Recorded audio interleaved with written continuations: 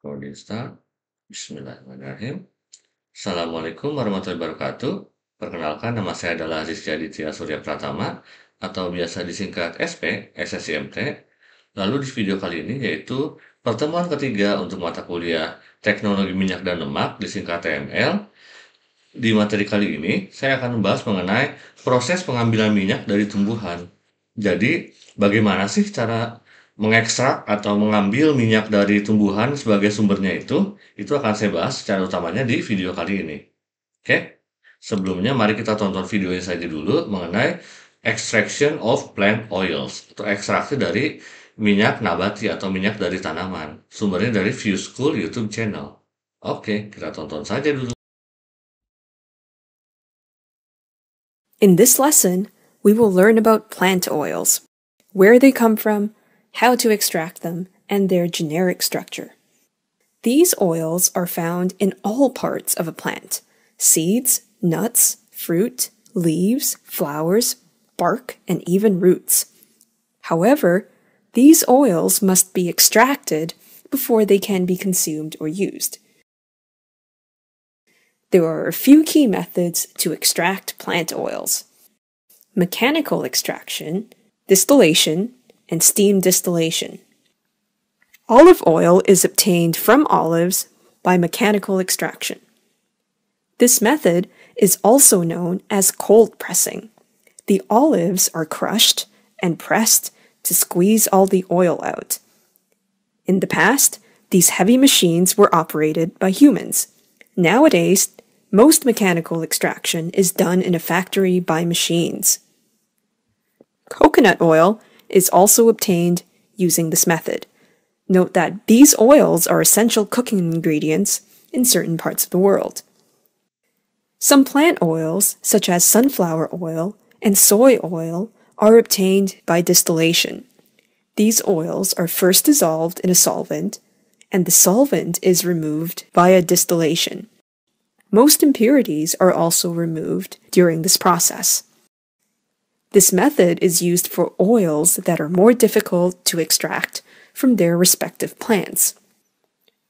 Steam distillation is used to extract floral oils, such as rose and lavender oils.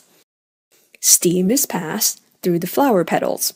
The oils are then able to evaporate. Since the oil droplets are very small, they can form an emulsion with water. The oil can then be separated using distillation. We will now look at the general structure of plant oils. The structure can be broken down into two parts. First, we have the glycerol head, which is hydrophilic or water-loving. This head is made of 3 carbons. These 3 carbons are each attached to 3 fatty acid tails, which are hydrophobic or water-fearing. The length of the tail can vary from oil to oil. It can be anywhere from 4 carbons long to 28 carbons long. These tails can be saturated or unsaturated. The term saturated means that there are only carbon-carbon single bonds. Saturated plant oils are solids at room temperature and are also known as vegetable fats. An example of a saturated plant oil is palm oil from oil palm trees. The term unsaturated means that there are carbon-carbon double bonds somewhere within the structure of the fatty acid tail. A monounsaturated oil has only 1 carbon-carbon double bond. A polyunsaturated oil has more than 1 carbon-carbon double bond. Most unsaturated oils are liquids at room temperature. These unsaturated oils can be hydrogenated through a process called hydrogenation. This hardens the oil and is a key step in the production of margarine. In the laboratory, one can differentiate between a saturated and an unsaturated oil by testing with bromine water.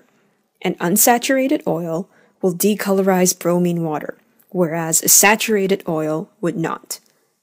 In summary, plant oils can be obtained by mechanical extraction, distillation, or steam distillation.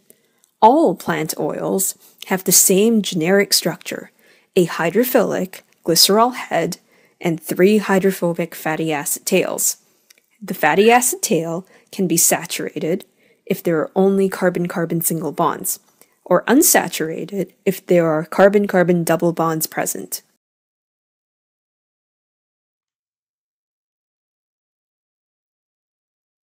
Oh, sorry. Cukup jelas ya penjelasannya mengenai bagaimana cara mengekstrak minyak tanaman atau minyak nabati dari tanaman itu sendiri. Nanti akan saya jelaskan lebih lanjut di eh, perkuliahan ini gitu. Oke, selanjutnya ada minyak nabati atau minyak tanaman. Apa sih minyak nabati itu? Jadi sesuai namanya, minyak nabati adalah minyak yang berasal dari bagian tumbuhan seperti misalnya dari biji, dari buah atau kacang-kacangan. Minyak ini biasanya digunakan dalam berbagai industri, terutama pangan. Minyak nabati mengandung asam lemak, vitamin, misalnya vitamin E, dan juga antioksidan yang bermanfaat untuk kesehatan manusia. Nah, apa pentingnya minyak nabati dalam industri? Yang pertama, sebagai sumber lemak sehat gitu. Karena minyak nabati menyediakan lemak tak jenuh, ya, yang tak jenuh yang baik untuk kesehatan, terutama kesehatan jantung. Seperti misalnya asam lemak omega 3 dan omega 6. Juga bisa sebagai pengawet alami. Karena memiliki kandungan antioksidannya, minyak nabati juga bisa membantu meningkatkan umur simpan atau lifetime dari produk makanan. Dan untuk aplikasi non pangan juga ada beberapa aplikasinya atau pentingnya minyak nabati ini. Misalnya untuk kosmetik, farmasi, dan juga sebagai bahan bakar nabati atau biofuel gitu ya. Nah, sumber utama minyak nabati, ya seperti definisi yang saya jelaskan di awal tadi, bisa dari biji-bijian, misalnya seperti biji bunga matahari, biji rami, dan biji wijen. Itu minyak dari biji ini umumnya tinggi lemak tak jenuhnya gitu. Lalu ada juga dari kacang-kacangan, termasuk contohnya adalah kacang kedelai, kacang tanah, dan kacang almond. Minyak dari kacang-kacangan ini juga banyak digunakan dalam industri pangan dan juga untuk kosmetik. Dan juga ada minyak kelapa sawit dari buah kelapa sawit, di mana sumber utama minyak kelapa sawit ini adalah sumber utama minyak kelapa sawit yang banyak digunakan dalam industri pangan karena memiliki stabilitas yang tinggi dan juga kandungan asam lemak jenuhnya juga tinggi gitu. Oke. Jadi beda dengan biji-bijian, kalau biji-bijian kandungan lemak tak jenuhnya tinggi, kalau buah kelapa sawit itu dari asam lemak jenuhnya yang tinggi gitu ya. Next, nah ini adalah tahapan umum untuk pengambilan minyak dari sumbernya tumbuhan. Yang pertama adalah dibersihkan dulu bahan bakunya, jadi pembersihan bahan baku, di mana proses awal ini adalah sangat penting untuk memastikan bahan baku itu bebas dari kotoran seperti misalnya debu, batu kecil, atau material asing lainnya. Pembersihan ini dilakukan dengan metode seperti metode mekanis ya, misalnya disaring, menggunakan blower, atau bisa menggunakan magnet untuk menghilangkan kotoran logam gitu, kalau ada pengotor logam di dalamnya. Tujuan utamanya kenapa dibersihkan? Ya tentu saja untuk menjaga kualitas minyak yang dihasilkan dan juga meminimalkan kontaminasi gitu. Setelah bahan baku dibersihkan, yang kedua adalah dihancurkan atau penghancuran atau penggilingan gitu. Jadi bahan baku seperti biji-bijian setelah dibersihkan itu dan juga kacang-kacangan diolah dengan penggilingan atau penghancuran untuk memperbesar luas permukaan kontaknya gitu. Lalu proses ini juga membantu untuk memudahkan pelepasan minyak dari jaringan sel tumbuhan. Contohnya, biji bunga matahari itu digiling menjadi partikel halus sebelum kita ekstraksi gitu. Jadi digiling-giling jadi partikel halus dulu. Baru setelah itu dipanaskan atau dikukus. Di mana di sini bahan yang sudah dihancurkan itu dipanaskan atau dikukus sebelum ekstraksi. Tujuannya untuk meningkatkan efisiensi ekstraksi minyak dengan melunakkan struktur bahannya. Jadi dilunakin dulu strukturnya gitu sebelum kita ekstraksi. Selain itu pemanasan juga membantu untuk mengurangi kandungan air dan juga mengaktifkan enzim-enzim yang mempercepat proses pelepasan minyak. Karena semakin panas, enzim itu semakin aktif ya, kira-kira seperti itu. Nah, berikutnya saya akan menjelaskan metode-metode yang tadi juga sempat dibahas di video ya. Yang pertama untuk ekstraksi adalah ekstraksi mekanis. Bisa menggunakan cold pressing atau expeller pressing. Jadi ekstraksi mekanis adalah metode pengambilan minyak dari bahan baku yang menggunakan tekanan mekanis tanpa bahan kimia. Contohnya adalah cold pressing, seperti misalnya dilihat di gambar ini. Ini menggunakan hydraulic oil press. Dan kenapa cold? Karena beda dengan yang lainnya, kalau teknik ini ekstraknya itu di suhu rendah, biasanya di bawah 50 derajat, supaya si nutrisi dan juga si terasa alami minyak itu dapat dipertahankan gitu. Bisa juga menggunakan expeller pressing. Jadi menggunakan alat press atau expeller sehingga dapat memeras bahan baku dengan tekanan tinggi untuk mengeluarkan minyak. Kalau ini ya cold pressing tapi di press juga gitu. Jadi pada kondisi dingin di di press bahan-bahannya bakunya sehingga dapat diekstrak minyaknya itu. Oke. Bisa dilihat di sini. Ini kecepatannya 25 sampai 125 kg per hour dengan yieldnya adalah 60 sampai 80% laju oilnya gitu untuk yieldnya. Next adalah ekstraksi dengan pelarut atau solvent extraction. Jadi kalau tadi nggak pakai bahan kimia, ini pakai bahan kimia. Jadi ekstraksi ini adalah metode pengambilan minyak dari bahan baku yang menggunakan pelarut kimia untuk melarutkan minyak. Kemudian diikuti dengan pemisahan minyak dari pelarut, misalnya dengan distilasi, seperti yang di video tadi.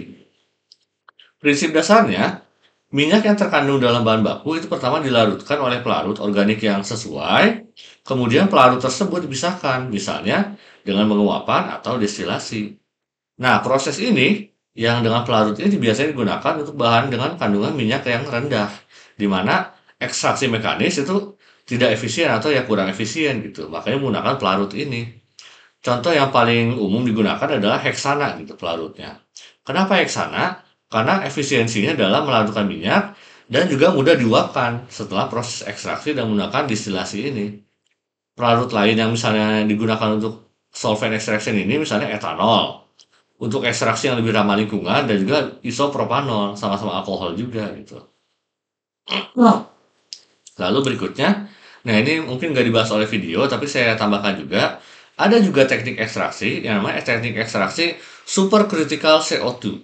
Jadi ekstraksi supercritical CO2 ini adalah teknik pengambilan minyak dengan menggunakan karbon dioksida atau CO2 dalam keadaan supercritical, yaitu kondisi di mana CO2 berada di atas titik kritisnya, yaitu sekitar 31 derajat Celcius dan 73 atm. Di kondisi ini, CO2 itu memiliki sifat gabungan antara cairan dan juga gas gitu, sehingga dia memiliki sifat dapat melarutkan minyak seperti cairan, tapi juga dapat berdifusi seperti gas gitu ya. Jadi multifungsi atau multikondisi, bisa sebagai cairan, bisa sebagai gas juga. Prinsip dasarnya untuk ekstraksi supercritical CO2 ini adalah CO2 supercritical itu digunakan untuk melarutkan minyak dari bahan baku, kemudian dipisahkan dengan mengurangi tekanan, sehingga si CO2 dapat kembali ke fase gas, kemudian setelahnya minyak dapat dikumpulkan. Itu kira-kira, jadi menggunakan CO2 dalam kondisi superkritikalnya ini. Contohnya aplikasinya ada pada industri untuk ekstraksi minyak essential oil ya. Jadi biasanya digunakan juga dalam industri makanan dan minuman untuk mengekstraksi minyak esensial dari bahan alami, seperti misalnya rempah-rempah dan juga buah-buahan tanpa merusak rasa ataupun aromanya. Bisa juga untuk pembuatan kopi decaf atau dekafeinasi kopi. Jadi ini bisa untuk menghilangkan kafein dari biji kopi tanpa merusak cita rasa kopi tersebut gitu. Teknik ekstraksi supercritical CO2 ini ya. Oke, next adalah, nah ini adalah terakhir pengaruh metode ekstraksi terhadap kualitas minyak. Jadi kan tadi ada 3 ya metode ekstraksinya. Bagaimana pengaruhnya terhadap kualitas minyak yang dihasilkan? Untuk ekstraksi mekanis, hasilnya adalah minyak dengan aroma dan rasa yang lebih alami karena suhunya rendah, pakai cold pressing, dan juga tidak ada bahan kimia yang digunakan. Tapi efisiensinya itu rendah dan juga dia menghasilkan minyak dengan kandungan nutrisi yang kurang optimal gitu. Karena ya hanya mekanis saja. Kalau ekstraksi dengan pelarut, dia efisien dalam mengekstraksi lebih banyak mineral atau lebih banyak minyak, tapi dapat menyebabkan hilangnya beberapa komponen, terutama dalam nutrisi dan rasa karena penggunaan pelarut kimianya ini. Lalu, residu pelarut juga yang tidak sepenuhnya dihilangkan itu juga dapat mempengaruhi keamanan dan kualitas minyak. Karena walaupun nanti dipisahkan lagi si pelarutnya itu, tapi kan nggak pasti 100% hilang gitu si pelarutnya. Makanya bisa mempengaruhi keamanannya, food safety itu terpengaruh dari sini gitu, karena menggunakan bahan kimia tadi kan. Nah, Kalau dengan menggunakan supercritical CO2 atau CO2, ini dia dapat mempertahankan kualitas tinggi dan juga komponen bioaktif dalam minyak karena proses dilakukan pada suhu rendah dan tanpa pelarut kimia yang berbahaya gitu. Dan fleksibilitasnya dalam mengatur kondisi ekstraksi itu dapat meningkatkan kualitas produk akhir. Kekurangannya mahal karena ya CO2 ini mesti dibuat dalam kondisi superkritikal dulu gitu. Jadi mahal dan agak repot, tapi hasilnya jauh lebih bagus dibandingkan ekstraksi mekanis dan juga ekstraksi dengan pelarut. Kira-kira seperti itu perbandingannya ya. Kualitas minyak yang dihasilkan dari metode ekstraksi yang digunakan. Oke, segitu saja dulu mungkin untuk materi kali ini. Terima kasih banyak sudah menonton sampai akhir. Jangan lupa klik like, subscribe, dan juga komen ya di video ini. Wassalamualaikum warahmatullahi wabarakatuh.